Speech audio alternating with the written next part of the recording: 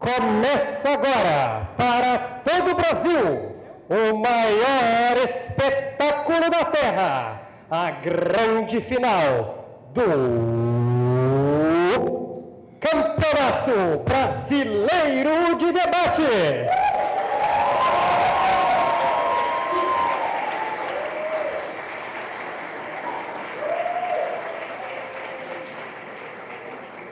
Para me ajudar na missão de adjudicar os nossos debatedores, eu conto com um elenco de formidáveis especialistas que vão agora tomar os seus assentos à mesa. Do meu lado direito, a advogada e cantora Carolina Neri.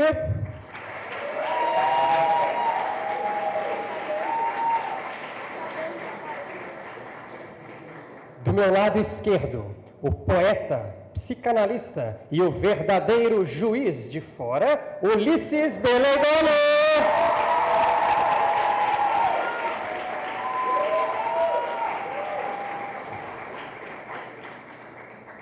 Na ponta direita, ele que foi finalista do Campeonato Brasileiro de Debates, anfitrião do Campeonato 2016 e mestrando em Direito pela Federal de Santa Catarina, Luiz Eduardo Cardoso.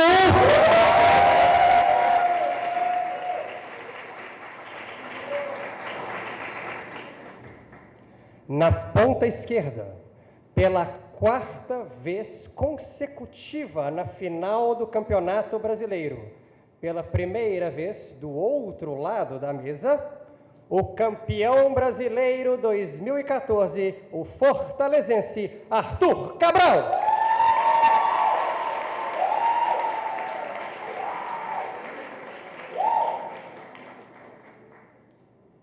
E complementando a nossa equipe, porque toda equipe de Vingadores sempre precisa de um super-herói a mais, o legítimo goiano de Brasília, o advogado Pedro Ludovico.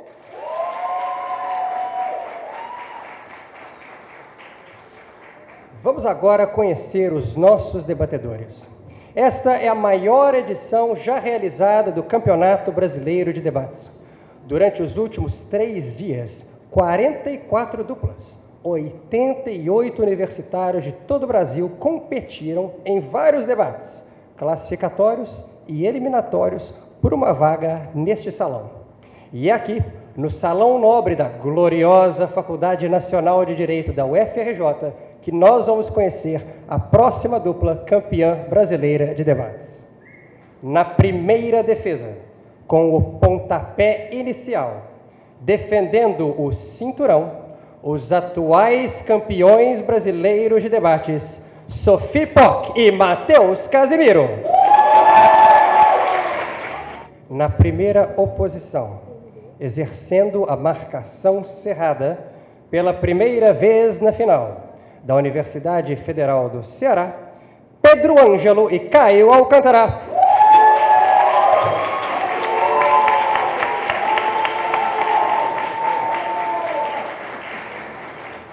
Na segunda defesa, arrematando a tese, as maiores fãs de pão de queijo da Universidade Federal de Minas Gerais, Luísa Santos e Débora Tavares.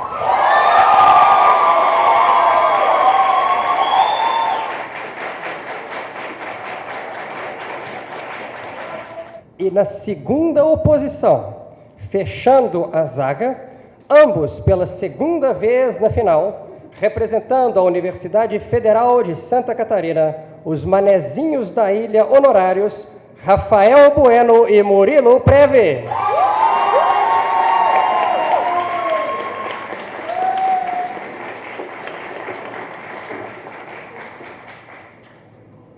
Nordeste, Sudeste e Sul, Ceará, Minas Gerais, Santa Catarina, os anfitriões das 3 primeiras edições do Campeonato Brasileiro de Debates, aqui representados, mais uma vez, na grande final, agora aqui na Cidade Maravilhosa. Nós vamos começar esse debate agora. Na Cidade Maravilhosa, 7h mais 52 minutos, começa agora a grande final do 4º Campeonato Brasileiro de Debates. Mas antes da gente continuar, vamos relembrar as regras deste torneio. Os 8 debatedores estão divididos em 4 duplas, 2 a favor e 2 contra, vão ser chamados alternadamente ao púlpito. Cada um vai falar por aproximadamente 7 minutos. Quando o tempo de discurso atingir a marca de 1 minuto, nós vamos ouvir este sinal, indicando que os debatedores da bancada oposta podem fazer pontos de informação a quem estiver falando. Aos 6 minutos de discurso, nós vamos ouvir o mesmo sinal, indicando que pontos de informação não podem mais ser iniciados. Aos 7 minutos de discurso, a gente ouve um duplo sinal, indicando que o debatedor deve encerrar a sua fala em até 15 segundos. Caso o tempo de discurso atinja 7 minutos e 15 segundos, eu cassarei a palavra do orador. Vamos então começar o nosso debate. Eu chamo ao púlpito, pela primeira dupla da defesa, a deputada Sophie Poc. A deputada Sophie Poc vai fazer um pronunciamento a favor da moção. Esta casa defende a renúncia do presidente Michel Temer. Ela tem, para essa abertura da defesa, o tempo de 7 minutos. Boa noite a todos. Primeiramente, para Temer. Brincadeira, pessoal. Meu nome é Sofia, eu queria cumprimentar especialmente os colegas de defesa, de oposição, a mesa dedicadora desse debate, mas principalmente a plateia que nos prestigia com sua presença, com tantos rostos amigos. É um prazer estar aqui na final do 4º Torneio Brasileiro de Debates. E aqui, como membro da primeira defesa, cabe a mim fazer a moção que consiste em: esta casa defende a renúncia do presidente Michel Temer. Fazer a definição da moção é importante porque ela que estabelece os termos no qual esse debate vai ser guiado. Então, esta casa é o povo brasileiro.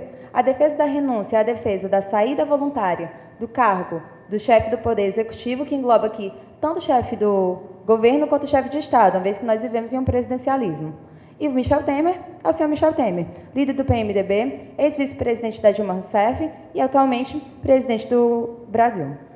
E, bom, por que nós fazemos essa defesa da moção? Aliás, um ponto principal é dizer o que vai acontecer com a renúncia de Michel Temer. Com a saída de Michel Temer, assume a presidência o líder da Câmara, o presidente da Câmara, perdão, Rodrigo Maia, que deve convocar eleições indiretas no prazo de 30 dias. Essas eleições indiretas, elas ocorrem no Congresso, mas qualquer pessoa pode se candidatar. Aliás, qualquer pessoa que esteja afiliada a um partido político e que nos últimos 6 meses não esteja em nenhum cargo do Executivo, do Legislativo ou do Judiciário. Bom, o primeiro ponto é a legitimidade. Aqui nós defendemos que o governo de Michel Temer é ilegítimo. Sim, nós dizemos que Michel Temer é um golpista, ainda que ele tenha se valido de um procedimento legal para tomar o poder, ainda que ele tenha se valido de um processo de impeachment para isso.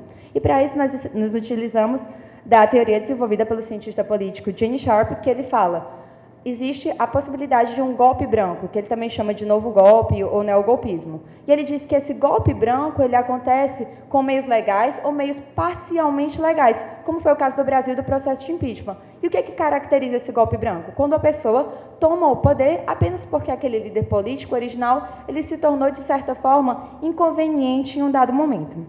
E aqui, por que nós falamos que existe um problema de legitimidade do governo de Michel Temer? Porque a população ela também concorda com isso. Existe também um argumento que se diz muito em 51% da população brasileira, ela também votou em Michel Temer, porque ela votou na chapa de Dilma Rousseff. Mas isso não é totalmente verdade. Segundo os dados do Planalto, contando as pessoas que não foram votar, contando as pessoas que votaram em nulo, branco e na chapa de oposição, na realidade, apenas 27% do eleitorado, de fato, votou na chapa de Dilma Rousseff, que contava com Michel Temer na vice-presidência. O que a gente percebe? Que já existe uma crise de legitimidade. E essa crise de legitimidade ela foi agravada com a saída de Michel Temer com a saída de Dilma Rousseff e com a posse de Michel Temer como presidente do Brasil. Para isso, eu trago os dados da pesquisa do Pulso Brasil de julho de 2017, feita pela Ipsos Public Affairs, que diz: 94% dos brasileiros reprovam o governo Michel Temer. 95% acreditam que o Brasil está no rumo errado. A avaliação do governo federal é a pior desde 2005. Segundo os entrevistados, 85% avaliaram a gestão de Michel Temer como ruim ou péssima. Pois não, senhor. Deputada, a senhora disse que o fato de apenas 27% do eleitorado terem votado na chapa Dilma Temer implica em um problema de legitimidade. Então a sua bancada defende que a presidenta Dilma Rousseff também era ilegítima? Não, o que nós defendemos é que a democracia no Brasil ela passa por um processo de crise de legitimidade, porque nós não temos a adimplência total do nosso corpo eleitoral. Essa crise de legitimidade que já existia foi agravada pela saída de Michel Temer. E o que nós dizemos é a permanência de Michel Temer ela é pior para o sistema democrático brasileiro. Aqui nós defendemos a máxima de Abraham Lincoln, o poder do povo, pelo povo e para o povo. E é para isso que eu entro no segundo ponto da minha linha de raciocínio. Michel Temer não só é ilegítimo, como ele faz mal para a democracia, especificamente para a democracia brasileira, porque ele fere o nosso sistema democrático. O professor C.S. Lewis, da Universidade de Cambridge, ele dizia que é possível ser democrático por 2 motivos. O primeiro deles é acreditar que todo homem é tão bom que ele merece fazer parte do processo político e tão sábio que a sociedade merece ouvir o que ele tem a dizer a respeito. Na realidade, essa opinião é muito romântica e idealista e não condiz com a realidade. Por isso, ele traz o segundo motivo pelo qual nós realmente devemos ser democráticos. Ele usa a máxima de Lord Acton, o poder corrompe e o poder absoluto corrompe absolutamente. Por isso, a democracia, ela cria uma ficção de igualdade. O que o governo Michel Temer tem a ver com isso? O PMDB, ele emplaca o 3º presidente dele na história da República Brasileira sem que ele tenha nenhum voto. E o que isso traz? Michel Temer, ele se utiliza de uma carta branca para emplacar qualquer reforma política que seja, que não tem legitimidade e não tem apoio do povo brasileiro. Ele não recebeu nenhum voto e, ainda assim, ele faz várias mudanças no nosso sistema jurídico. Para isso, eu trago alguns dados que mostram o quanto o povo brasileiro, ele também não reprova as reformas que estão sendo propostas pelo governo Michel Temer. Em um levantamento realizado em maio de 2017 pelo Ipsos, intitulado a pesquisa Pulso Brasil, 6 em cada 10 brasileiros desaprovam as mudanças propostas. O índice de rejeição é maior ainda entre os mais escolarizados. 64% dos entrevistados com curso superior são contrários às medidas que ele está propondo. Reforma na Previdência, reforma no sistema trabalhista, cortes na educação, tudo isso com a carta branca sem ter sequer recebido um voto. Ele não existe para ele essa ficção de igualdade.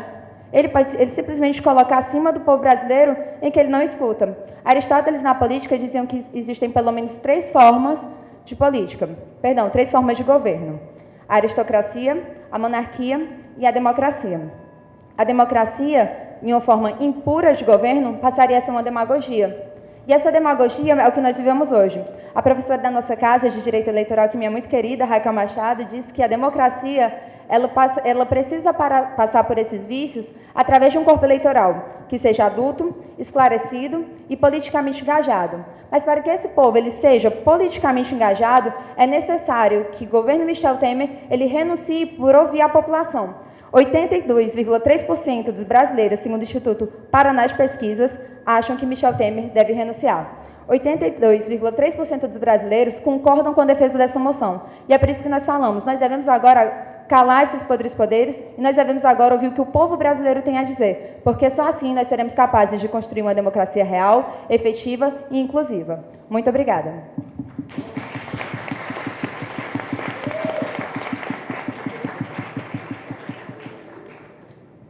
Obrigado, deputada Sophie Poc. Vamos ouvir pela oposição o deputado Pedro Ângelo. O deputado vai fazer um pronunciamento contra a moção. Para isso, tem o tempo de 7 minutos, contados a partir de agora. Muito obrigado, mesa. Gostaria de agradecer inicialmente a todos aqueles que integram e organizam esse debate. Acima de tudo, gostaria de agradecer a cada um de vocês que hoje prestigia esse tão fundamental debate da nossa sociedade. O meu nome é Pedro Ângelo, eu sou membro efetivo da Sociedade de Debates da UFC, e se eu pudesse resumir o discurso da minha bancada em uma frase, eu diria que o Brasil merece mais de um presidente por ano. Aliás, nesse momento se faz necessário ressaltar, inclusive, que o Brasil merece um presidencialismo, pois lembremos da última vez que nós retiramos uma presidenta do poder. Lembremos de quando Dilma Rousseff sofreu o processo de impeachment. E nós, o povo brasileiro, tivemos que ouvir deputados fazendo palavras de apoio a pessoas como Brilhante Ustra e Marighella, visivelmente pessoas que apoiavam ditaduras. É importante perceber que nós vivemos um momento de crise institucional. É importante perceber que essas vozes que apoiavam Brilhante Ustra e Marighella não são vozes isoladas. Nesse ano mesmo, nós tivemos uma manifestação com mais de 5 mil pessoas na Avenida Paulista pedindo pelo retorno da ditadura militar. O que a minha bancada vem aqui defender é que, nesse momento de fragilidade institucional, nós não podemos ficar trocando de presidente como quem troca de roupa. Imaginem que agora outro presidente entrasse no poder. Não vamos entrar no mérito se ele seria eleito, se ele estaria em uma linha sucessória. O fato é que ele teria que governar em um ano. Ele teria que exercer um mandato até 2018. Uma pessoa que não está necessariamente politicamente articulada, assim como Michel Temer, que já era o vice-presidente, estava articulado. Isso gera um grande risco de autogolpe.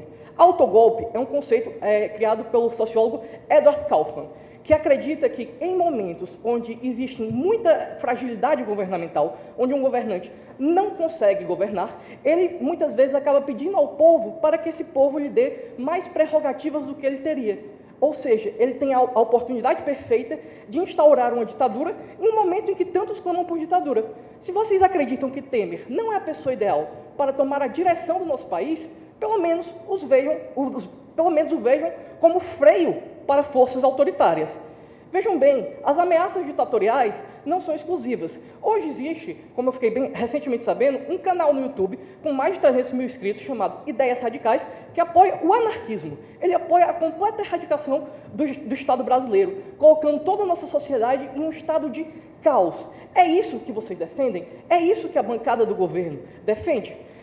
É importante refutar, logo de início, o discurso da deputada Sophie Pock, que afirma que as medidas aplicadas por Michel Temer não são legítimas porque ele não foi eleito. Senhoras e senhores, isso prova o contrário. Isso é uma moeda de R$2. Se vocês não sabem, o Plano Real foi instituído por Itamar Franco, um presidente que também não foi eleito. Mas esse é um plano que se provou fundamental para acabar com a inflação no nosso país. Esse é um plano que se provou fundamental e que foi permeado ao longo de muito tempo até o atual momento. Senhora deputada. Muito obrigada pela palavra, deputado. Então, a bancada do senhor considera que a renúncia de Michel Temer criaria uma crise imediatamente após a sua saída? Senhora deputada, a renúncia de Michel Temer abre espaço para uma crise. E não é porque nós estejamos tratando especificamente da pessoa de Temer. Aqui no Brasil a gente trata a política assim, de uma forma personalista. Tudo é culpa do Temer, tudo é culpa do Lula, tudo é culpa do Bolsonaro. Mas a verdade é que o Michel Temer é o representante de uma instituição. Existe ao redor dele algo que Emile Durkheim, alguém que alguns consideram o pai da sociologia, chama de coesão social. Ele é uma pessoa, um símbolo de uma determinada instituição e, carismaticamente, simbolicamente, ele representa essa instituição.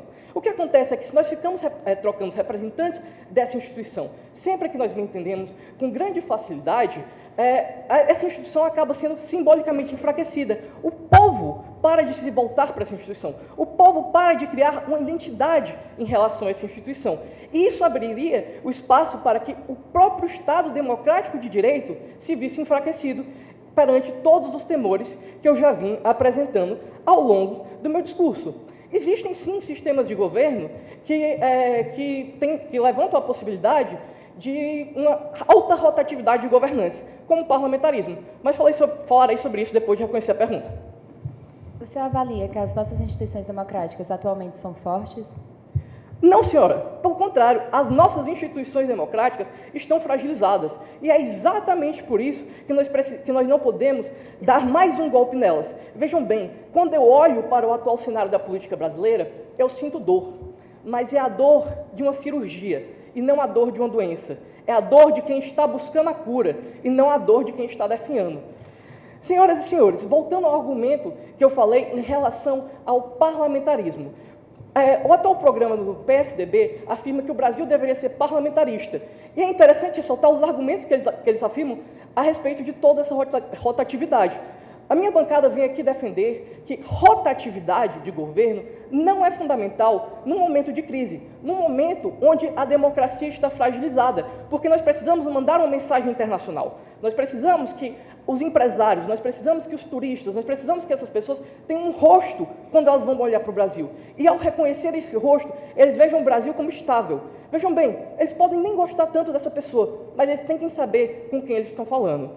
Senhoras e senhores, é importante ressaltar ainda que quando nós falamos de crise de representatividade, nós estamos falando atualmente, especificamente do Brasil? É óbvio que não. Atualmente, o mundo passa por uma crise de legitimidade governamental.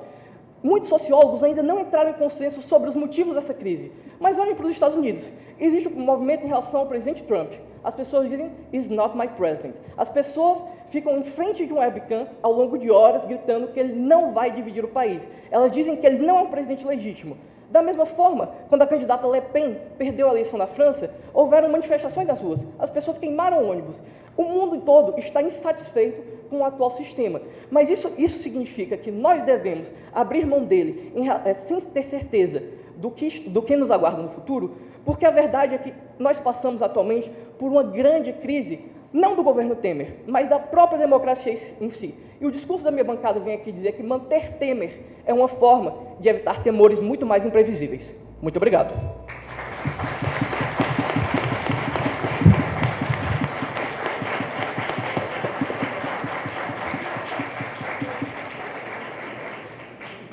Muito obrigado ao deputado Pedro Ângelo. Vamos ouvir, pela defesa, o deputado Matheus Casimiro. O deputado Matheus Casimiro vai fazer um pronunciamento a favor da moção. Para isso, tem o tempo de 7 minutos, contados a partir de agora. Primeiramente, boa noite a todos. Meu nome é Matheus Casimiro, é uma grande honra estar aqui essa noite. Gostaria de cumprimentar meus amigos da defesa, da oposição, a mesa julgadora e principalmente essa casa que hoje nos honra e prestigia com sua presença. Eu vim aqui me opor às colocações que foram e serão feitas pelos meus amigos da oposição, afirmando que é necessário que Michel Temer renuncie sim. E vou afirmar aqui, vou demonstrar aqui por que isso é melhor para o Brasil, com base em 3 pilares fundamentais. Primeiramente, ele é um mal desnecessário que não precisa ser tolerado. Segundo, ele vai enfraquecer as instituições, como muito bem falou o nobre deputado Ângelo. E em terceiro lugar, a permanência dele vai ser, na verdade, uma grande perda de uma oportunidade de criar um novo legado democrático para o nosso país. Em relação ao primeiro ponto, apresento aqui um conceito de messianismo político, desenvolvido por Iverton Teodorov no livro Inimigos Públicos da Democracia.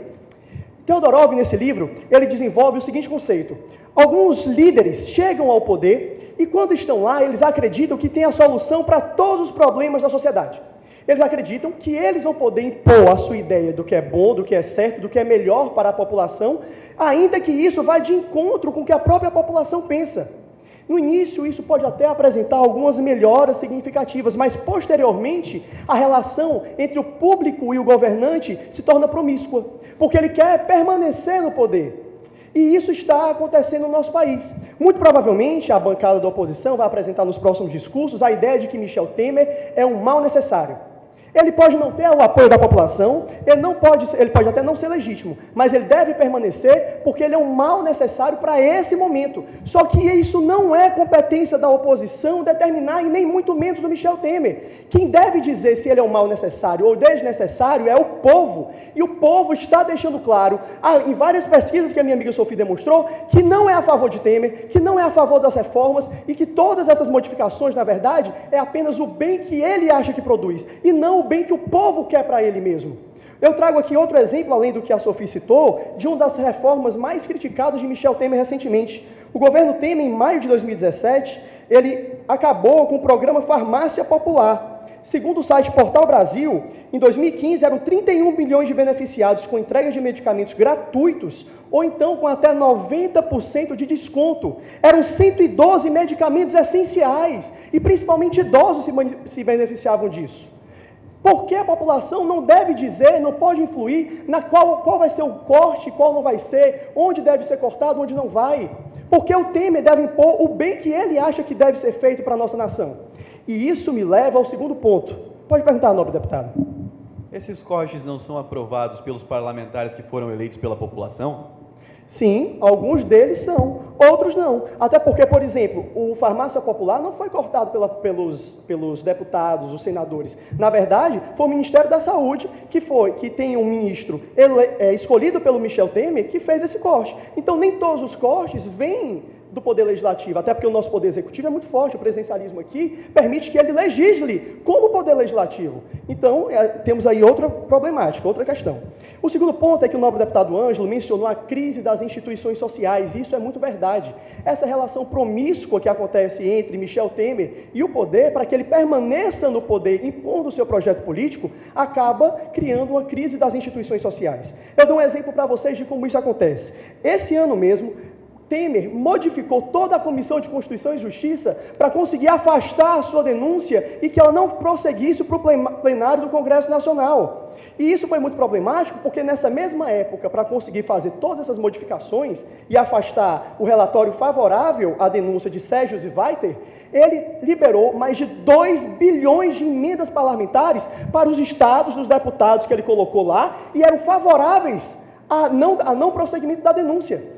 Isso enfraquece as instituições, e esse ano eu apresento uma pesquisa para vocês do Instituto Edelman Trust Barometer, que verifica a confiança da população nas instituições. 24% dos brasileiros, apenas 24% dos brasileiros acreditam no governo, apenas 24%.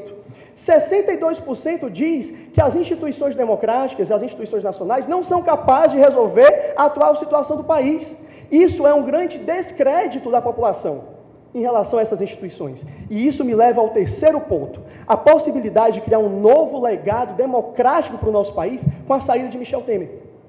Boris Fausto, no seu livro História Concisa do Brasil, ele menciona que, ao longo da nossa história, sempre que nós chegamos em momentos assim, de crise institucional, vem alguém, ou um grupo, ou uma pessoa, que acha que sabe o que é melhor para o país, o que é melhor para a população, toma o poder e lá quer implementar todo um programa político solucionador dos problemas sociais.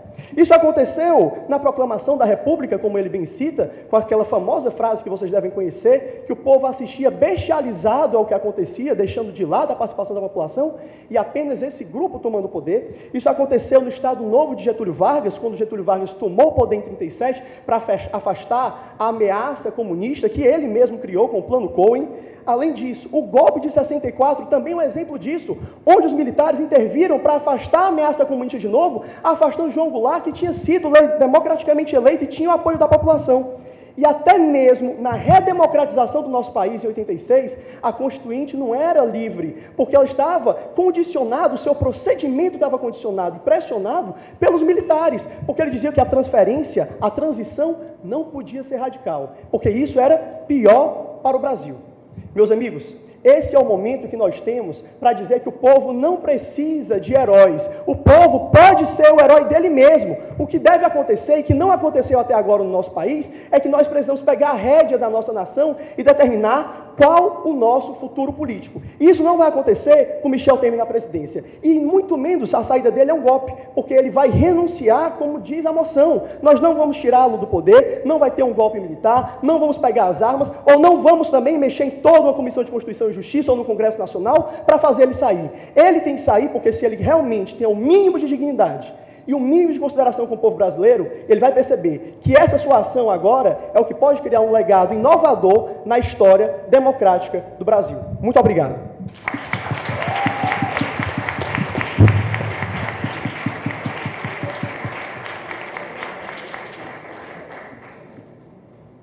Obrigado, deputado Matheus Casimiro. Vamos ouvir, pela oposição, o deputado Caio Alcântara. O deputado Caio Alcântara vai fazer um pronunciamento contra a moção. Para isso, tem o tempo de 7 minutos, contados a partir de agora. Boa noite, meu nome é Caio Alcântara, eu sou estudante de Direito, membro da Sociedade de Debates da UFC, e inicialmente eu cumprimento a mesa, as bancadas de defesa e de oposição, mas principalmente a vocês da plateia, que participaram desse torneio, que acompanharam esses debates e hoje nos prestigiam. Nós estamos aqui para defender uma posição que, conforme resta claro, é necessária. É amarga, mas é necessária. Inicialmente, a gente gostaria de discutir, de tratar aqui com vocês, praticamente do que irá acontecer se o Temer renunciar. Irá acontecer, conforme o artigo 81 da Constituição, uma eleição indireta em que o Congresso Nacional, não o povo, elegerá um novo representante. E esse governante governará pelo tempo exato de 1 ano e 2 meses. Agora tem um detalhe muito curioso. Esse artigo 81, ele fala que esse presidente vai ser eleito pelo Congresso na forma da lei, mas essa lei nunca foi criada. Então, meu primeiro ponto é, não existe nenhuma lei que regule o processo de eleição desse presidente.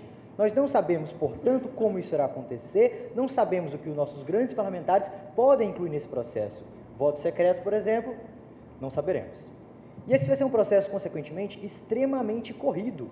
Enquanto o ministro do TSE, Henrique Neves, fala que uma eleição propriamente dita para presidente demora 4 meses para ser organizada, essa eleição ocorrerá em 30 dias. Nós temos, então, em 30 dias um processo corrido, que nós não sabemos o que vai sair, e esse processo corrido privilegia quem? Aquela parcela mais rica, aquela parcela que possui maior capital financeiro, e também, consequentemente, aquelas ideias mais extremistas que se espalham melhor na sociedade. Mas você pensa, como se não vai existir, na verdade, nenhum tipo de eleição? Vai. Porque enquanto na eleição direta a gente fala para o povo e a gente oferece benesses ao povo, na eleição indireta eles oferecerão o quê? Benesses aos deputados. Os votos serão comprados nessa eleição e, consequentemente, nós teremos graves problemas. Senhora deputada? Obrigada, deputado. Gostaria de saber a opinião da bancada sobre a possibilidade de impeachment do presidente Michel Temer. Nós acreditamos que o Michel Temer não irá ser impeachmentado, não deve ser impeachmentado. Eu acredito que ficou estabelecido pela definição da moção, nós tratamos aqui de uma renúncia voluntária. Continuando, o Michel Temer ele tem um grande desafio, ele tem um país quebrado, a economia que ele pegou estava em frangalhos. Eu gostaria de falar disso com vocês, economia. Porque a economia ela não é importante simplesmente pelo alimento na mesa da família, mas também ela está diretamente linkada à democracia. Seja o nacionalsocialismo na Alemanha, seja o Império Romano, grandes civilizações tiveram grandes ditaduras, que surgiram exatamente quando você tinha uma economia em frangalhos. E é por isso que o restabelecimento da economia é essencial. E eu vou dizer agora para vocês os índices do país. O PIB, o Produto Interno Bruto, produzido segundo a Trading Economics, era menos 5,8% em janeiro de 2016. Hoje, ele é mais 0,3%. A inflação, o IPCA, está 1,62%, o menor número desde 2010. E eu tenho um dado que, para mim, é o melhor da economia. Existe uma coisa chamada Risco Brasil. Não sei se vocês investem o dinheiro de vocês, mas todo mundo fala, invista no Tesouro Direto. Por quê? Porque se o Tesouro Direto quebrar, é porque tudo quebrou. Então, vocês imaginem um nível de preocupação de um empresário que ele precisa ter para ele ter um Tesouro Direto, ele contratar uma seguradora para aquele Tesouro Direto. Quer dizer, ele acredita, ele visualiza a possibilidade do país quebrar. E o índice do Risco Brasil, que analisa essa possibilidade, era de 275 pontos no final de 2015, um índice muito alto. E hoje ele atingiu 150, um nível intermediário. Isso mostra que o Michel Temer conseguiu a confiança da economia, a confiança do empresariado. Isso é essencial. E eles falam que ele não teria legitimidade para aplicar reformas. E aqui eu destaco, nós vivemos uma democracia, sim, mas não é uma democracia simplesmente direta. O povo não vota em cada pequena decisão. E é por isso que você precisa do Congresso. E o Congresso aprova essas reformas. Porque da mesma forma que o Temer tem coragem de implementá-las, nós devemos ter coragem de entender que, apesar de amargas, elas são necessárias. E ele também tem reformas, não só nesse campo, digamos, econômico, teórico, mas também no campo social. A transposição do Rio São Francisco, que não saía desde o governo Lula, saiu. A reforma do ensino médio, que propicia escolha ao adolescente, saiu. E ele, inclusive, ouviu a população, porque ele propôs uma reforma do ensino médio, ela foi muito criticada e ele modificou e reestabeleceu a história, a sociologia, que tinham sido inicialmente retirados, demonstrando que ele ouve, sim, a população. E ele falou de presidente, parlamentarismo. A gente tem que lembrar que o Temer não é só o chefe de governo, ele também é o chefe de Estado, ele também representa o Brasil perante outros países. E qual é o problema disso? Na verdade, no passado, o Brasil tinha uma política externa que era voltada, na verdade, para a ideologia. A gente se relacionava com países que tinham ideologias próximas ao do governante. O Michel Temer, independente da ideologia dele, ele está aproximando o Brasil de todos os países. Ele já se reuniu com o presidente da China, dos Estados Unidos, da Argentina, do Paraguai, países completamente diferentes, porque qual é o foco dele? Não é propagar ideologia A ou ideologia B, é propagar relações comerciais estáveis que permitam a superação da situação em que hoje nós vivemos. E o Michel Temer, acima de tudo isso, ele tem articulação política. Desde os tempos em que ele era chefe, ele era o presidente do Congresso Nacional, da Câmara dos Deputados, na década de 90, ele demonstrou essa habilidade. E o que é a habilidade de articulação política? É o que permite que nós não caiamos no erro apontado pelo deputado Ângelo, que nós não caiamos no erro de viver numa sociedade em que o presidente irá apelar para uma ditadura, em que ele, para governar, precisará ou implementar uma ditadura ou sofrer. Senhora deputada? O senhor acredita que a articulação política do presidente Michel Temer atualmente tem relação com o fato de ele ter entrado no poder, antigamente, com o processo de impeachment da presidente Dilma Rousseff? Inclusive, isso é importante, porque a bancada da defesa trouxe ele aqui como um presidente ilegítimo, uma acusação grave que remonta ao impeachment. Porém, não foi esse argumento de nenhuma forma desenvolvido. A gente não sabe exatamente o que no processo fez ele ser ilegítimo. Mas, em relação à pergunta da deputada Sophie, eu gostaria de destacar que, sim, a articulação política dele é muito importante, remonta ao processo no impeachment, no sentido de que ele trabalha com a oposição, trabalha com o governo e une partidos que, de outra forma, estariam em guerra. Ele, inclusive, une os próprios três poderes. Ele se uniu com Carmen Lúcia, ministra-presidente do Supremo, do Judiciário, com o presidente do Senado, então Renan, com o presidente da Câmara. Então, ele faz um governo de coalizão, um governo de transição. Todos os problemas, sem exceção de Michel Temer, vão continuar com o próximo presidente, como apontado. E, na verdade, esse debate, acho que mais qualquer outro, ele me fez valorizar isso aqui, me fez valorizar o IBD, me fez valorizar o trabalho das sociedades, porque ele me mostrou a importância da consciência política, para que talvez no futuro a gente não tenha que novamente decidir entre uma escolha precipitada, que causa problemas piores do que ela pretende resolver, e uma escolha necessária e amarga. Muito obrigado.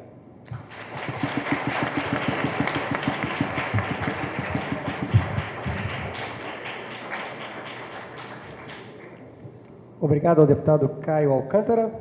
Vamos agora para o segundo tempo, extensão do debate, começando pela defesa com a deputada Luísa Santos.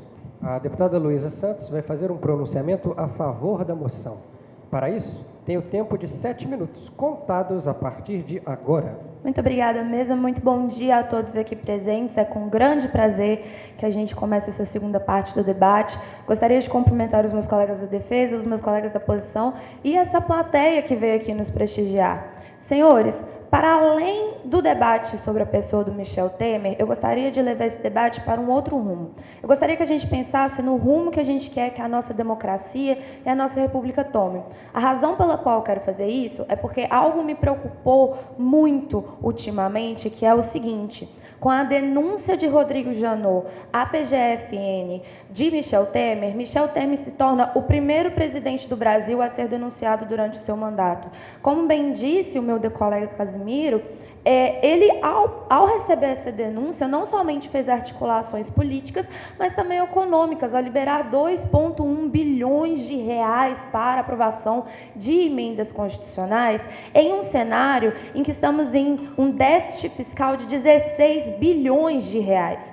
Nesse sentido, a gente pode dizer que, embora a gente não tenha como ligar os pontos de dizer que Temer, de fato, se aproveitou da máquina pública para ganho pessoal, a gente consegue perceber que nós temos uma quantidade infindável de pontos que conectam Temer a uma postura indigna da democracia. E isso eu quero explicar com 2 motivos. Primeiro, isso é juridicamente errado, porque viola o artigo 37 da Constituição de 88, que fala que o presidente deve prezar pela moralidade administrativa e impessoalidade. Impessoalidade essa que vai nos levar ao segundo motivo pelo qual o Temer está errado, que é o argumento do moralmente condenável. Ao subverter os interesses da sociedade, ele faz isso para servir aos seus próprios interesses. Ser juridicamente errado e ser moralmente condenável já é base o suficiente para ensejar um impeachment, que é um argumento político-jurídico.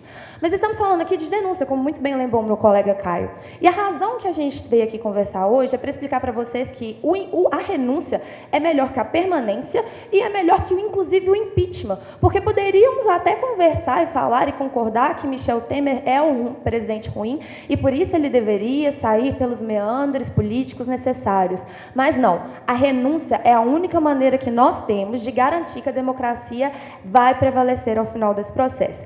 Em primeiro lugar, porque a renúncia é uma alternativa melhor que o impeachment. O impeachment ele necessita do confronto direto entre o executivo e o judiciário. E isso não acontece com a renúncia. Na renúncia, a gente tem uma via pacífica que mantém a identificação do governo com o povo. Identificação essa, senhoras e senhores, que já está ameaçada pela permanência de Michel Temer no poder. A sua permanência é mais nefasta, porque o povo não se identifica com ele. Como muito bem dito pela minha colega Sophie, e eu acrescento, Temer tem a menor popularidade em 28 anos, de acordo com a Folha de São Paulo. E 60% das pessoas do Brasil, segundo a Datafolha, gostariam de ver novas eleições realizadas. A falta de identificação das pessoas com o governante, senhoras e senhores, já acontece. E a renúncia renúncia para fazer com que o povo continue concordando com o governo funcionou muito bem, por exemplo, na Argentina, um país que tem um histórico sociopolítico de rupturas institucionais muito próximo ao Brasil. Em 1983, por exemplo, o presidente Raul Alfonsín renunciou porque achava que não conseguia cumprir os anseios da sociedade a qual foi eleito para representar. E a mesma coisa aconteceu em 1999 com Fernando de la Rúa. E aí vem o nosso próximo ponto. Por que a renúncia é melhor que a permanência? A renúncia é melhor que a permanência porque ela é a única forma que nós temos de manter a rigidez do nosso processo de construção de uma democracia. Por quê, senhoras e senhores? O professor Emílio Peluso Nedermayer, da Universidade Federal de Minas Gerais, no seu livro Ditadura e Responsabilização, ele explica muito bem que o Brasil é uma democracia nova, que precisa ser construída. E esse processo de construção, é claro, detém erros e detém acertos. Mas o ponto nevrálgico, e é isso que gostaríamos de trazer aqui para os senhores, o ponto central é a maneira como lidamos com os nossos erros para, de forma a ser decisiva, a maneira como vamos construir uma nova sociedade. A gente não pode permitir que Temer, se utilizando da máquina do Estado e sem o apoio da população, continue a macular a nossa construção em direção a uma sociedade de um Estado democrático de direito e de democracia plena. Porque esses dois pontos, a utilização da máquina e a falta de legitimidade, geram uma falsa sensação de estabilidade. Porque os dados apresentados pelos meus colegas dão a entender que o Brasil está se recuperando. Muito pelo contrário, senhoras e senhores. Todas as semanas nós recebemos notícias de novas delações e novos escândalos de corrupção. Essas questões abrem margem para a corrupção. Mas antes de seguir o meu ponto, vou dar a palavra para o caro deputado.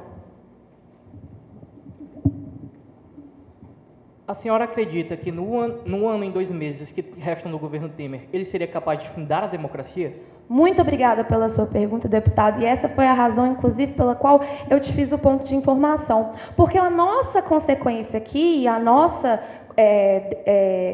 conclusão lógica, é que Michel Temer, na verdade, é um erro a ser resolvido. E a curto prazo, de fato, seria uma instabilidade política. Mas a longo prazo, a permanência ia gerar um precedente de imoralidade administrativa e ilegitimidade. Senhores deputados, a cura para a ilegitimidade do governo não é cultivar a doença, mas extirpá-la. Nós não cultivamos as bactérias, nós tomamos antibióticos. É exatamente isso que fazemos. A saída de Michel Temer é o nosso antibiótico para garantir que a sociedade brasileira continuará se desenvolvendo como deve. A renúncia é a melhor opção para construir um futuro brilhante e não repetir os erros de um passado autoritário, como já foi colocado aqui. Porque, como já dizia Caetano Veloso, se insistirmos nisso, estaremos fadados a nunca fazer, se não confirmar, a incompetência da América Católica, que sempre precisará de ridículos tiranos. Muito obrigada.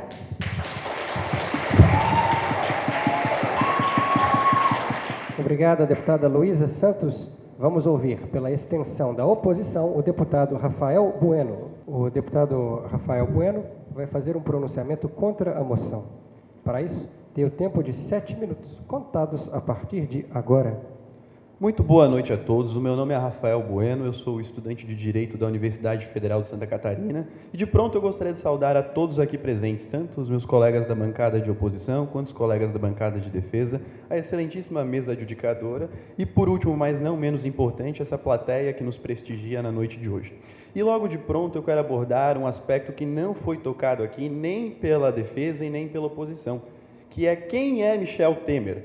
Até agora, muito foi falado sobre Michel Temer, mas ele não foi qualificado. E é importante que nós entendamos quem é, o que ele fez, o que ele estudou, para que nós entendamos o porquê ele não deve renunciar. Michel Temer tem doutorado em Direito Público pela PUC de São Paulo. Ele foi procurador do Estado de São Paulo. Além disso, ele foi deputado federal pelo Estado de São Paulo, presidente da Câmara dos Deputados e, evidentemente, vice-presidente. O que isso quer dizer? Isso quer dizer que Michel Temer possui um amplo currículo político, quer dizer que ele possui experiência. E por que eu estou dizendo isso? Porque o ponto que eu quero trazer é o ponto da governabilidade e do porquê o governo Temer possui governabilidade e que é tão importante nesse momento de crise do nosso país.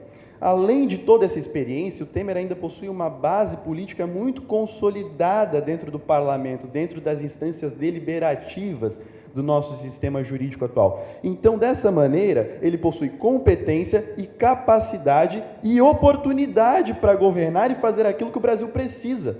Por isso, ele é sim a pessoa ideal para ocupar esse posto no momento. Por favor, deputado. Nobre deputado, currículo acadêmico é sinônimo de representatividade? O currículo acadêmico não é sinônimo de representatividade, mas, diferentemente daquilo que foi trazido pela sua colega, o Michel Temer representa o povo porque ele foi eleito pelo povo. Ela disse que Temer não recebeu nenhum voto, e eu acho que tem uma coisa errada aí, porque pelo menos um, que foi o meu, ele recebeu. Eu votei na chapa Dilma Temer, eu votei no Temer, então ele possui sim legitimidade para estar no cargo que ele ocupa. Além do mais, a sua colega também trouxe a questão do golpe branco, que seria um golpe às velas, um golpe disfarçado. E quando eu fiz o ponto de informação, ela assumiu que, por conta do coeficiente eleitoral alcançado nas eleições de 2014, a presidente Dilma possuía pelo menos uma legitimidade questionável. Então, na pior das hipóteses, nós temos que aceitar aqui que Temer desferiu um golpe contra uma presidente cuja legitimidade já era questionável pelo processo eleitoral, que não possuiu a participação efetiva da população brasileira. Foi isso que foi apresentado pela sua bancada, deputado. Além disso, nós também temos que entender que o governo Temer até agora ele é bom. O governo Temer até agora fez coisas muito boas, em principalmente dois aspectos, que são a economia e as relações internacionais. Com relação à economia, é muito importante a gente destacar a confiança do mercado externo, a confiança do capital financeiro, que influencia muito em como o país vai se desenvolver. E para justificar isso, eu posso trazer, por exemplo, a agência Moody's, que é uma agência que faz análise de como se comporta o mercado financeiro diante dos governos, e ela elevou o nível do Brasil para estável depois de 3 meses do governo Temer. Essa mesma agência também diz que o Brasil nunca recebeu tanto investimento externo na história. Só no ano de 2017 até agora foram 11,5 bilhões de reais investidos no Brasil. Por favor, deputada. Deputado, na linha da pergunta dos meus colegas de bancada, gostaria de saber se títulos acadêmicos são sinônimos de um bom governante. Títulos acadêmicos não são sinônimos de um bom governante, mas eles são sinônimos de preparo. O que é sinônimo de um bom governante são as boas ações, inclusive estou listando elas agora. Acabei de falar da economia e existem ainda mais dados para corroborar o fato de que a economia melhorou no governo Temer. De acordo com a Fazenda Pública, o déficit das contas públicas nesse ano vai ser 15 bilhões inferior àquilo que era projetado antes de Temer assumir o governo. E aí eu gostaria de trazer um ponto que foi abordado pelo colega Casemiro com relação aos cortes e por que o governo Temer não teria legitimidade para promover esses cortes. Inclusive, quando eu fiz o ponto de informação, ele disse que o corte ao qual ele estava se referindo era competência do Ministério da Saúde. Pois bem, primeiramente eu gostaria de estabelecer que o Ministério da Saúde possui um orçamento que é deliberado pelas instâncias parlamentares do nosso Brasil. Então, se existe a necessidade de um corte, é porque sim, os parlamentares que foram eleitos pelo povo decidiram que existia necessidade desse corte. Então, além disso, eu gostaria de trazer também um ponto que foi muito abordado aqui pela bancada de defesa, que é a questão da rejeição do governo Temer, porque o governo Temer é um governo muito rejeitado. E eu gostaria de citar Jürgen Habermas, que é um dos principais pensadores contemporâneos. Ele estudou filosofia e sociologia em Frankfurt, e ele traz a seguinte afirmação: crises econômicas causam crises políticas. E agora eu deixo aqui um questionamento. Quem foi que causou a crise econômica? Foi o Temer? Pois não foi. Como eu mostrei com dados aqui agora há pouco, a economia melhorou durante o governo Temer. Então essa crise institucional, essa crise social que acontece hoje no Brasil, não é responsabilidade do governo Temer, é uma consequência do governo anterior, que está sendo corrigida agora com o governo do presidente Michel Temer. Além disso, eu gostaria de trazer também um aspecto que foi muito falado aqui sobre as reformas propostas pelo Michel Temer e como elas são indevidas, como elas são rejeitadas pela população. Isso não é bem verdade. Quando a gente fala de umas propostas mais polêmicas do Temer, que é a PEC do teto, a gente pode saber aqui que, de acordo com o IBOP, 59% dos brasileiros apoiam a PEC do teto, entendem que o Estado deve realmente regular os seus gastos, trabalhar na contenção sempre que for possível. E eu gostaria de trazer também aqui Jeremy Bentham. Por quê? Porque ele faz uma analogia muito boa com relação às leis. Ele fala que qualquer lei trata-se necessariamente de uma restrição à liberdade humana.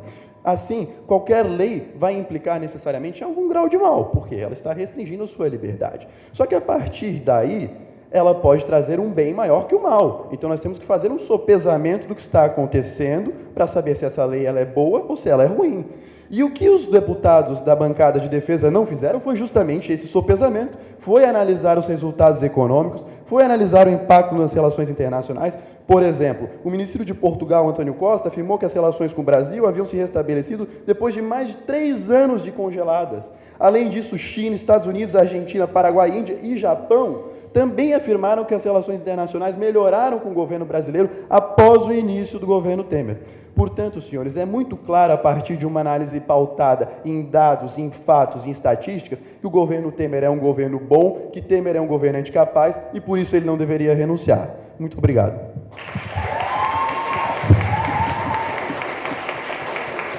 Muito obrigado, deputado Rafael Bueno. A gente chegou agora à reta final do debate. Nós vamos ouvir mais 2 debatedores, um de cada lado, que vai nos dizer quem ganhou o debate e por quê. Começando pela UEP da Defesa, Débora Tavares. A deputada Débora Tavares vai fazer o último pronunciamento a favor da moção. Para isso, ela tem o tempo de 7 minutos, contados a partir de agora. Bom, em primeiro lugar, boa noite a todos. Eu cumprimento a bancada de defesa, a bancada de oposição, a banca indicadora, a plateia. E eu queria dizer que é um prazer para mim muito grande voltar a esse lindo salão depois de uma final muito legal do Rio Debate no ano passado.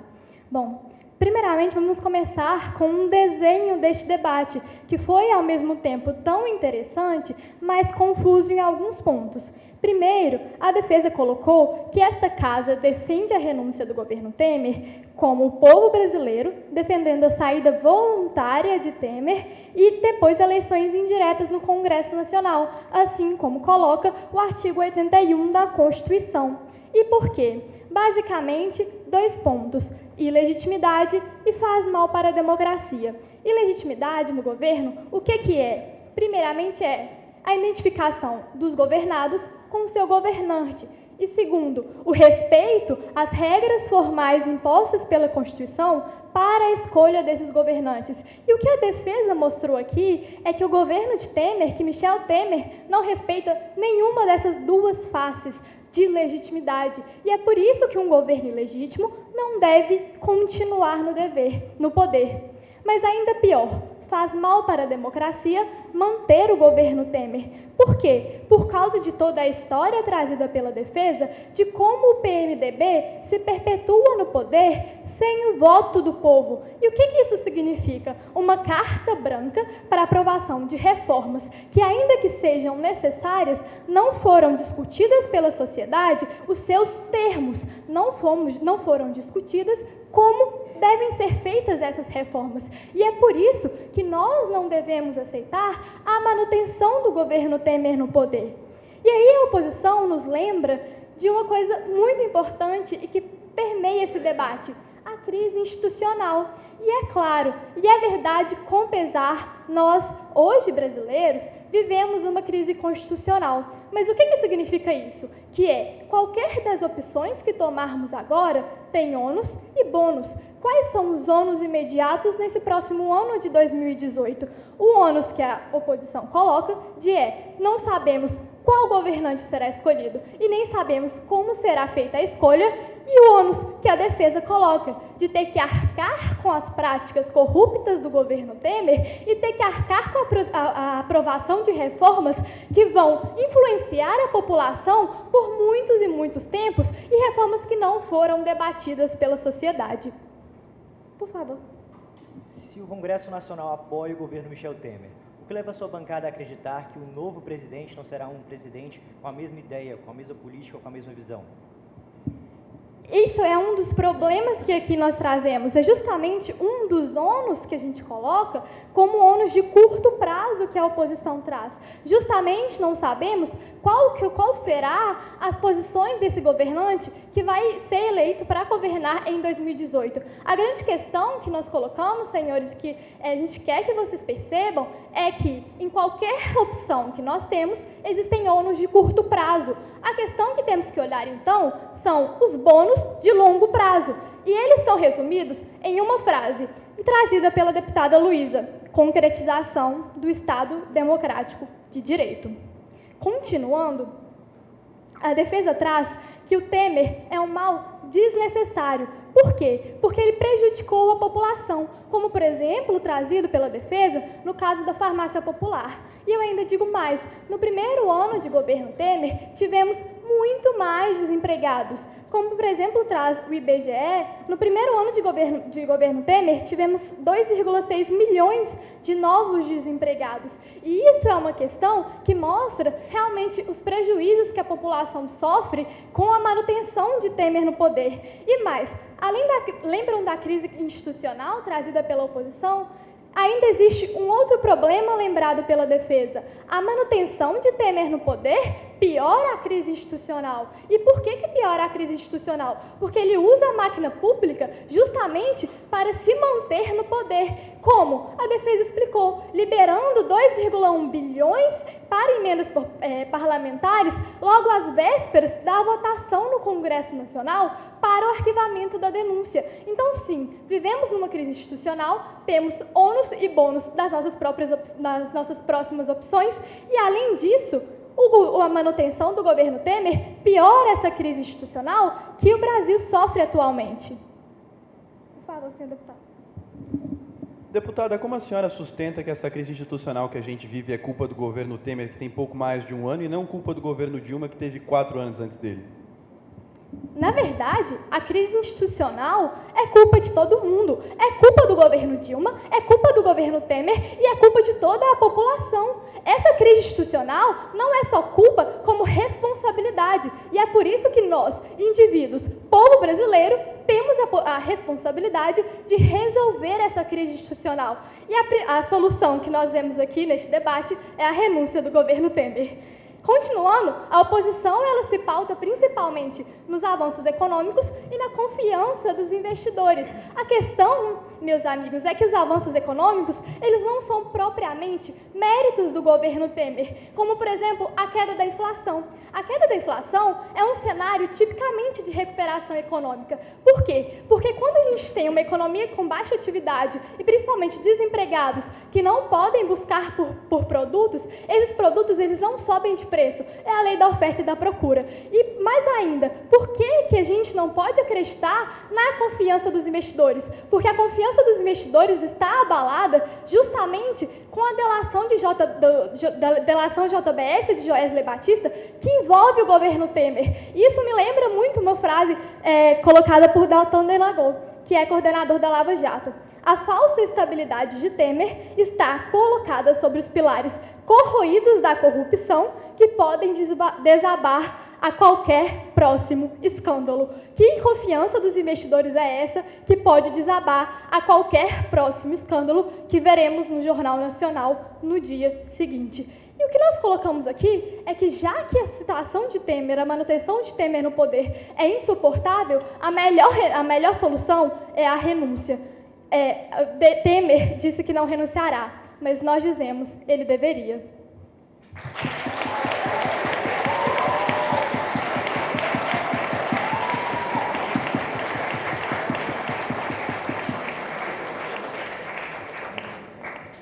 Obrigado, deputada Débora. Vamos ouvir pela oposição o whip Murilo Preve. O deputado Murilo Preve vai fazer um pronunciamento contra a moção e é também o último pronunciamento deste debate. Para isso, ele tem o tempo de 7 minutos, contados a partir de agora. Eu não tenho medo de encarar esse desafio, até porque sei que não vou enfrentá-lo sozinho. Não vou enfrentar essa luta sozinho. Sei que conto com o apoio dos senhores e das senhoras parlamentares, legítimos representantes do povo deste Congresso Nacional. Sei que conto com o apoio do meu querido presidente Michel Temer, parceiro de todas as horas. Esse é o discurso de Dilma e sua aposta, justamente o discurso que corrobora que Temer foi sim eleito com 51 milhões de votos. Muito boa noite, meu nome é Murilo Preve, falo em nome da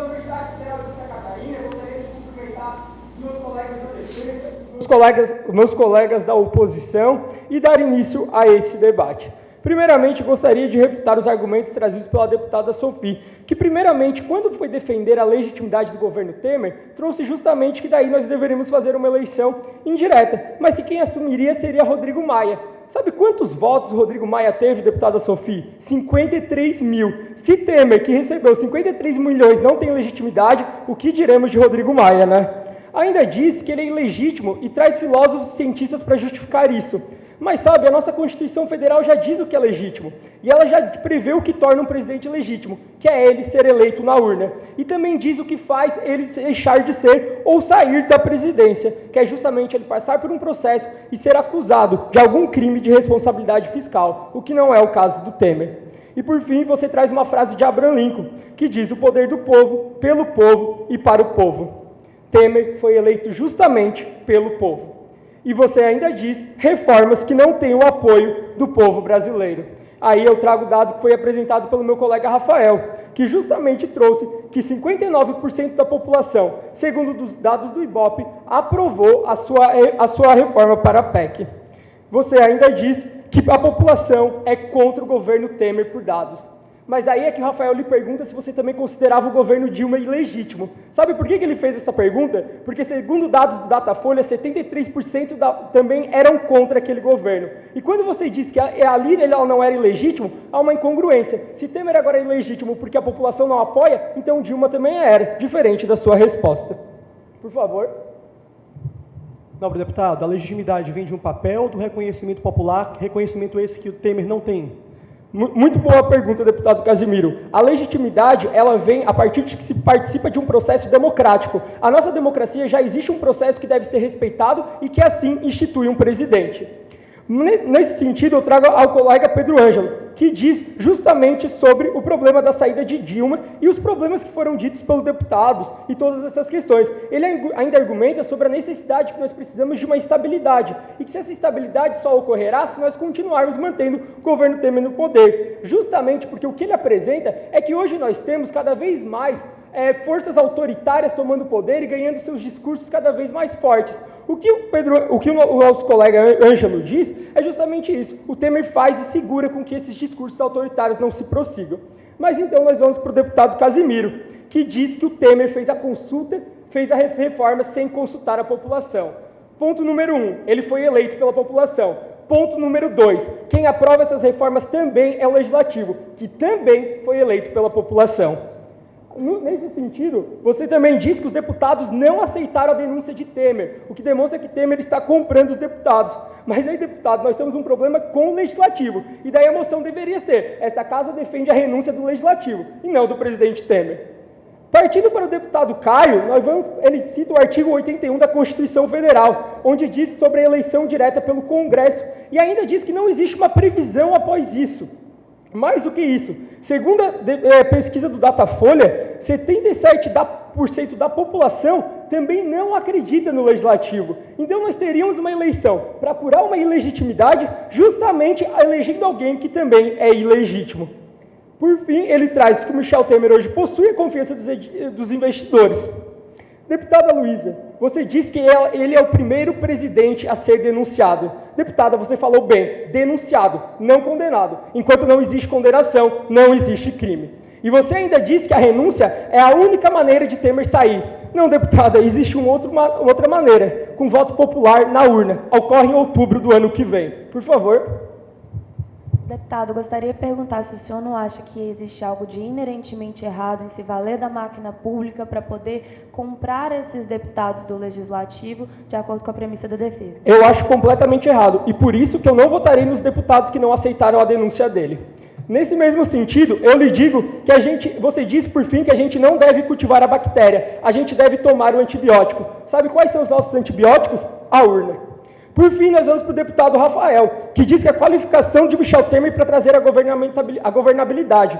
E vocês tentaram bater na capacitação dele, mas quando o Rafael traz justamente essa questão de toda a sua capacidade, ele traz isso justamente para demonstrar que ele consegue, dessa forma, fazer diversos benefícios, porque ele possui essa experiência e ele possui essa qualificação. Ele ainda diz que ele consegue ter o apoio do Poder Legislativo para conseguir aprovar esses projetos de melhorias, pois nós sabemos que no modelo democrático que vivemos, de nada adianta o presidente que não consegue participar do Legislativo. E ainda traz exemplos sobre os dados econômicos, justamente que eu gostaria de acrescentar, com os 11,5 bilhões que foram injetados na economia, segundo a agência trazida pelo deputado, a agência Moody's. Ele ainda traz sobre as questões das relações internacionais e como ele conseguiu fortalecer essas relações junto ao povo. Por fim, a deputada Débora diz que o PMDB se perpetua no poder. Aí, deputada, nós temos um problema na estrutura política brasileira, e ele que deve ser mudado, não o presidente Temer renunciar. E você diz também que nós vivemos de uma crise institucional e o governo Temer piora isso, mas em nenhum momento a bancada de vocês demonstrou como a renúncia dele melhora essa crise institucional. Por fim, eu encerro trazendo uma informação para a bancada da defesa. Existe uma data em que toda essa insatisfação e essa renúncia do presidente Michel Temer pode ser desfeita, que é justamente em outubro de 2018, nas urnas, a mesma urna que Michel Temer foi eleito com 51 milhões de votos. Muito obrigado.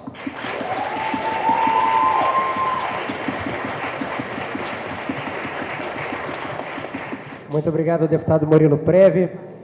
Vamos agradecer com uma salva de palmas os nossos finalistas.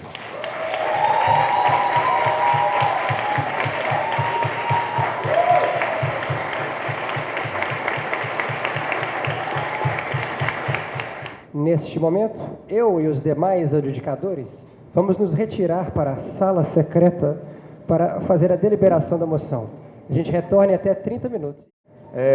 Primeiramente, gostaria de agradecer a todos que estão aqui, principalmente aos debatedores que compõem grande parte da nossa plateia, em nome da equipe de adjudicação, liderada pelo Bernardo, com o auxílio do Matheus, do Fábio, do Luiz e de todos os adjudicadores. Realmente foi um prazer para nós adjudicar esse debate, é um consenso das nossas conversas de adjudicação que nós aprendemos muito e que nós achamos que o nível de estudo e debate de vocês cresceu enormemente e gerou um campeonato dessa qualidade. Nós consideramos, nós não vamos dar feedbacks por duplas, e sim um feedback geral do debate para vocês colherem as impressões do que foi dito na adjudicação. Nós consideramos que esse foi um debate A, ou seja, as duplas estavam nessa casa. E por que a gente considerou esse um debate A? Pela riqueza argumentativa. O debate na sala de adjudicação não foi em torno de falhas ou omissões ou outras coisas. Foi em torno da qualidade do discurso e das argumentações de vocês. Então, isso é um mérito não só para vocês, finalistas, mas para todos nós do Instituto Brasileiro de Debates. Em seguida, é importante falar que cada adjudicador teve impressões diferentes sobre as duplas, o que demonstra, mais uma vez, a riqueza de abordagens e argumentativas que vocês trouxeram, o que nos levou a uma ampla discussão e que nós chegamos a um resultado por maioria, que é o resultado que vai ser comunicado a vocês. Amigos, está completo o recado? Eu agradeço, em nome do CD Silva, que é o presidente dessa bancada, pela equipe de adjudicação, e nos encontramos no próximo Campeonato Brasileiro de Debates.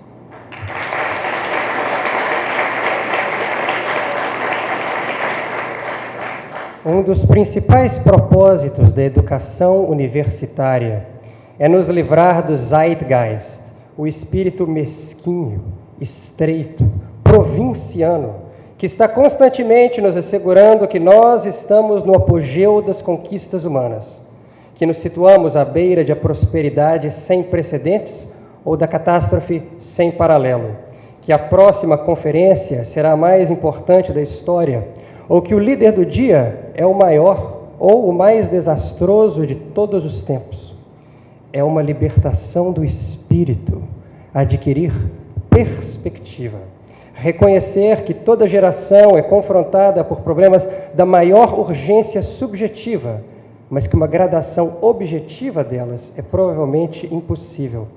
Aprender que os mesmos problemas e os mesmos predicamentos morais foram antes explorados. Fecha aspas, Martin White. Esta situação aqui do campeonato me fez lembrar, para parafrasear, uma frase do presidente dos Estados Unidos, John Kennedy, quando ele estava justificando a expedição até a Lua. A gente escolhe ir ao Campeonato Brasileiro de Debates não porque é fácil, mas porque é difícil. Nós escolhemos fazer nesta década porque este objetivo servirá para organizar e medir o melhor das nossas energias e habilidades, porque este desafio é um que nós estamos dispostos a aceitar e indispostos a adiar, e é um desafio que nós temos a intenção de vencer. No momento como esse, cabe citar um outro discurso, também do presidente John Kennedy. Não pergunte o que os debates podem fazer por você, pergunte o que você pode fazer pelos debates. E nessa trajetória que a gente pergunta por que a gente está aqui, se é para aprender, se é para fortalecer, se é para fazer um networking, a gente faz por tudo isso. A gente participa do campeonato para poder nos aprimorar, para a gente poder saber falar melhor, para a gente poder evoluir, para a gente conhecer pessoas interessantes, para a gente poder viajar para a praia, para cidades diferentes. E a gente faz também porque um dos principais propósitos da educação universitária é nos livrar do Zeitgeist, aquele espírito mesquinho, estreito, provinciano, que está constantemente nos assegurando que nós estamos no apogeu das conquistas humanas. É uma libertação do espírito, adquirir perspectiva, aprender que os mesmos predicamentos morais e os mesmos problemas foram antes explorados. E nessa trajetória, de muitas duplas disputando, a gente tem uma que vai levar para casa aquele par de medalhas douradas que estão ali. O Campeonato Brasileiro de Debates é de vocês, Murilo Preve e Rafael Bueno.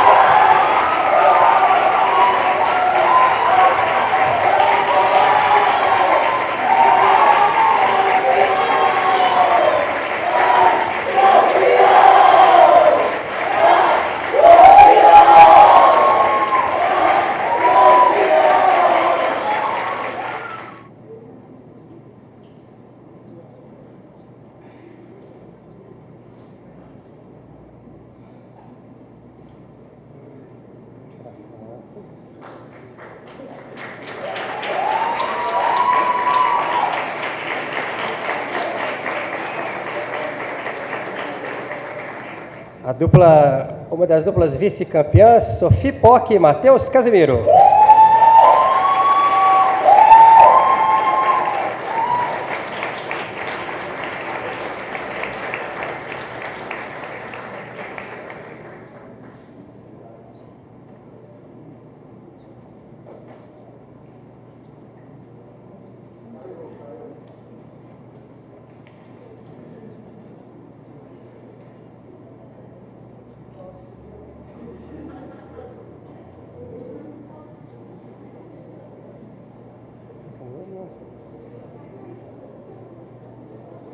Caio Alcântara e Pedro Ângelo.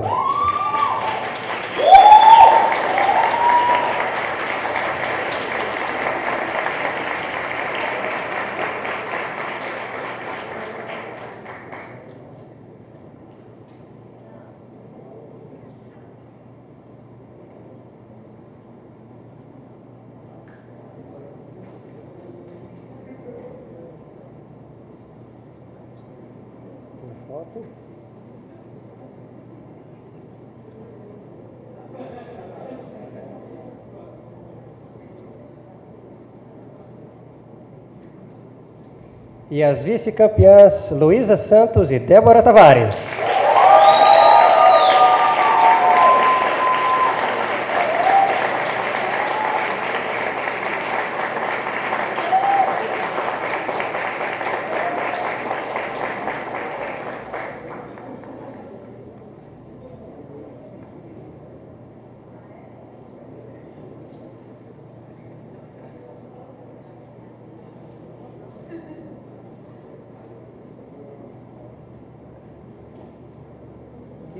São mais 3 troféus aqui naquela mesa e, tradicionalmente, no IBD a gente também anuncia os 2 outros concorrentes ao troféu de melhor debatedor. Então, esses recebem a salva de palmas da plateia. Para o prêmio de melhor debatedor, em terceiro lugar, Sophie Pock.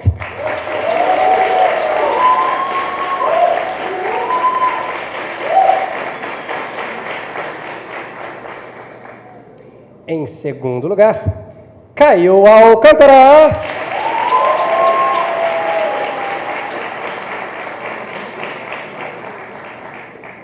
E para subir até o palco e levar para casa o troféu de melhor debatedor, que vai para Fortaleza, Matheus Casimiro.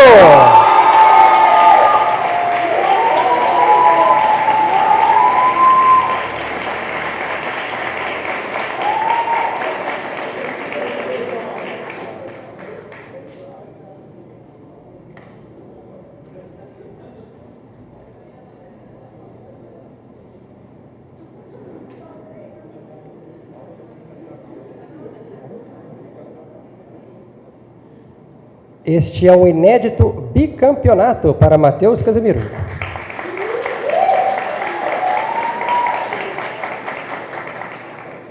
O próximo troféu é o de melhor delegação universitária. Este troféu vai para aquela delegação que somou mais pontos ao longo do campeonato. E a delegação que vai levar este troféu aprende na escola aquela musiquinha. Oh, Minas Gerais, oh, Minas Gerais, o FMG vem pra cá, Federal!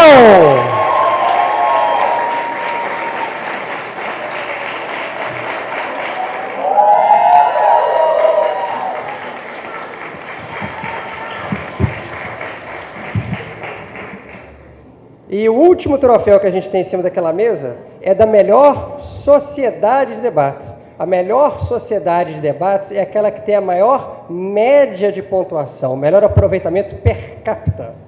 E a turminha que vai subir aqui para receber o prêmio de melhor sociedade de debates é a Sociedade de Debates da Universidade Federal do Ceará.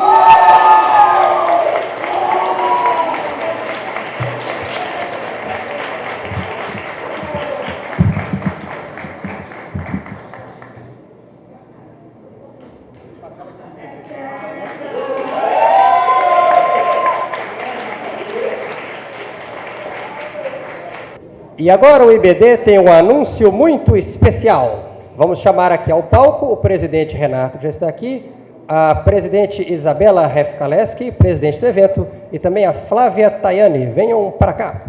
Neste momento, a presidente do 4º Campeonato Brasileiro de Debates, Isabela Refkaleski, passa a sineta para o presidente do IBD, Renato Ribeiro, que, por sua vez, Um momento.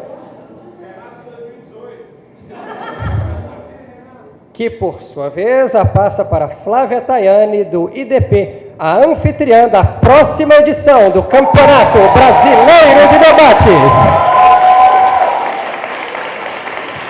Brasília 2018!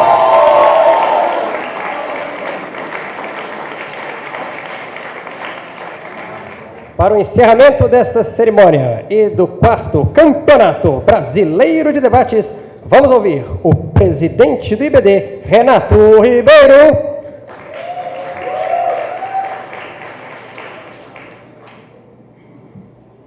Boa noite a todos. Todos aqui já me conhecem, mas para os nossos telespectadores, meu nome é Renato Ribeiro e eu sou presidente do Instituto Brasileiro de Debates. Acaba hoje o 4º Campeonato Brasileiro de Debates, o 4º evento nacional organizado por nós do IBD. E com ele acontece uma transição que afeta a vida dessa instituição e afeta particularmente a minha vida. Desde 2010, especialmente desde 2013, quando foi oficialmente fundado o IBD, começou uma história que mudou minha vida para sempre. Desde o início eu tinha uma suspeita de que, talvez, a felicidade para mim tivesse em conseguir atrair para a minha vida as pessoas mais interessantes, inteligentes, bondosas e amáveis possível. E se eu conseguisse criar um palco, um lugar, um recanto, um ponto de encontro anual, em que a gente conseguisse encontrar todas essas pessoas do Brasil inteiro, e não só encontrá-las, conhecê-las, e, de fato, criar laço com elas. Bom, eu seria uma pessoa mais feliz. Tantos anos depois, tanto esforço depois, tantos sonhos depois, eu tenho muita convicção de que eu estava certo com aquela minha intuição. Vendo esses 88 debatedores do Brasil inteiro aqui na minha frente, vendo esses adjudicadores que vieram também do Brasil inteiro, essa organização maravilhosa que dá sangue dias e noites, o ano inteiro pelo IBD, nossos voluntários de segundo grau, nossos voluntários do Brasil inteiro, vendo todas as pessoas que estão aqui, trabalhando na FRJ, trabalhando para o evento, eu tenho certeza de que, não eu, nós juntos construímos algo que muda para sempre a cultura política do Brasil. Porque lá atrás, todos nós juntos escolhemos que a gente não pegaria atalhos. Nós escolhemos que a gente não tomaria decisões e que a gente não escolheria nada que fosse o mais fácil ou o mais conveniente. E eu sei que às vezes a gente exagera, eu sei que às vezes a gente erra, às vezes a gente não compreende o outro tanto assim, por mais que a gente tenha a melhor das intenções, às vezes a gente desliza também. Mas eu disse em momentos assim que, talvez em momentos de ferida, acreditar nas pessoas, acreditar que a vulnerabilização inspira, permita que nós nos curemos como um grupo. Permita que nós aprendamos a ser fortes juntos, que nós não estamos sozinhos. E eu sinto no olhar de cada um aqui, em todas as palavras que eu ouvi nesses últimos dias, em todos os abraços que eu dei, que talvez eu tivesse certo nessa intuição também. Então, é de coração que eu deixo meu muito obrigado a cada um de vocês. Essa gestão de 4 anos, que foi uma insanidade, nunca ninguém deveria ficar nesse cargo por mais de 1 ano, e 1 ano já é muito. Valeu cada suor, cada gota de suor, cada gota de sangue. Eu sempre tive a dar para essa instituição só sangue, suor, lágrimas e sacrifício. Eu dei. E eu sei que vocês dão também. Então, finalmente, eu sei que aquela ideia que a gente teve lá atrás, todos nós, passa para a mão de pessoas melhores. Passa para a mão de pessoas que acreditam nesse sonho com a gente. Para a mão de pessoas que aprenderam a encontrar sonhos em pessoas como elas e que elas não conheceriam de outra forma. Do norte ao sul do Brasil, nós temos um movimento estudantil que ninguém previa que aconteceria dessa forma. Que faz mais do que politicagem superficial. Que faz inspirar pessoas. E a gente se desafia para isso. E a gente se expõe para isso. A gente enfrenta o ridículo em rede nacional aqui para isso. E vai só aumentar. O ridículo vai só aumentar. E a gente vai enfrentar ele. A gente vai enfrentar ele porque a gente acredita nele. Bom, ditas essas palavras, foram 2 candidatos indicados pela Sociedade de Debates para poder fazer essa transição democrática do IBD. E os 2 eram excelentes nomes. Luiz Eduardo, de Santa Catarina, e o Bernardo Machado Rabelo, de Belo Horizonte, Minas Gerais. E o Conselho os ouviu, deliberamos muito arduamente e chegamos a um consenso sobre um nome para me suceder na gestão do IBD. E eu tenho plena confiança de coração que essa pessoa vai continuar o trabalho que a gente faz, porque ela é uma pessoa que reúne e congrega a confiança de todas as sociedades de debates do Brasil. E que ela confia e é humilde o suficiente para poder contar com vocês para a gestão daqui para frente. E ela já começou esse ano, essa gestão. Já teve a participação de todos vocês. Todos vocês que organizaram campeonatos nas casas de vocês, que receberam pessoas nas casas de vocês, que deram sangue também, que participaram de toda a divulgação dos nossos eventos, que vieram, que viajaram, que ralaram. Eu deixo essa pessoa na mão de vocês, porque o fardo de tomar essas decisões aqui marca a pessoa que ocupar o meu lugar. Então, eu confio o coração dele a vocês também. O nome que foi escolhido pelo Conselho do IBD por unanimidade, que me sucederá no próximo ano, é Bernardo Machado Rabelo.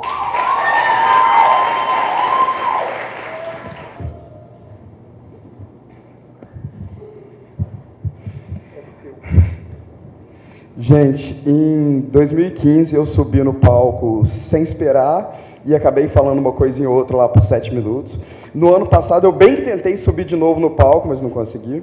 E nesse ano eu não tentei também, acho que chega disso. Mas, já que vocês, a essa altura, já estão mais do que cansados de ouvir eu falar um pouquinho da minha história, eu quero falar um pouquinho do que acho que o IBD aguarda. Se esse microfone passa para mãos melhores, é porque não são para as minhas mãos, são para as nossas. E nós temos só um dever, que é de passá-lo adiante. Para cada ano ter mais pessoas aqui compartilhando essa experiência que eu já tive por 3 vezes, que eu espero ter por mais 70 e que eu não sou capaz de guardar para mim mesmo.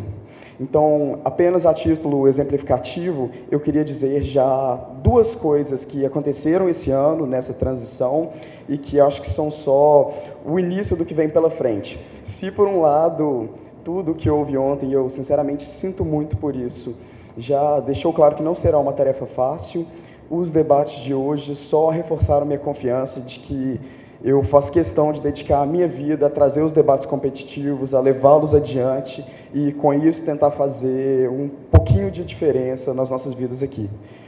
A primeira iniciativa é que, no torneio deste ano, vocês devem ter percebido, houve a chegada de 4 ou 5 voluntários do IFL, são estudantes do ensino médio de Belo Horizonte que vieram para cá. E se os secundaristas vieram ao ensino médio, é hora de nós irmos ao ensino médio. Se os secundaristas vieram para o Campeonato Brasileiro, é hora de o Campeonato Brasileiro e de o IBD ir para as escolas. Eu estou tendo já alguma experiência com esse trabalho junto às escolas, eu sei que as sociedades já o desenvolvem, e isso não pode ficar preso apenas à universidade. O segundo ponto que eu queria dizer para vocês é que se eu dediquei um intercâmbio na Inglaterra, na Grécia, a conhecer tudo que eu pudesse sobre os debates competitivos, para poder trazer um pouco disso para cá, eu acho que chegou a hora de a gente ensinar um pouquinho para eles. Então, já no Réveillon desse ano, a UFRJ levará uma dupla de debatedores para o Campeonato Mundial de Debates, a UFMG levará também uma dupla e 2 adjudicadores, e isso não acontecerá na minha gestão. Mas eu prometo que, em breve, o IBD trará o Campeonato Brasileiro de Debates para o Brasil. Muito obrigado, gente. Para encerrarmos, um agradecimento que eu deixei para o final, não poderia faltar. Aos nossos anfitriões, talvez com certeza o melhor evento já organizado por nós, com mais preparação, com mais gente disponível, com mais organização, com melhor estrutura e com esse salão magnífico, que desde a primeira vez que eu entrei aqui me marcou profundamente, na pessoa do presidente da UFRJ, João Gustavo, e da excelentíssima Isabela Revkalevski, diretora-geral desse Campeonato Brasileiro de Debates. Nosso muito obrigado à UFRJ.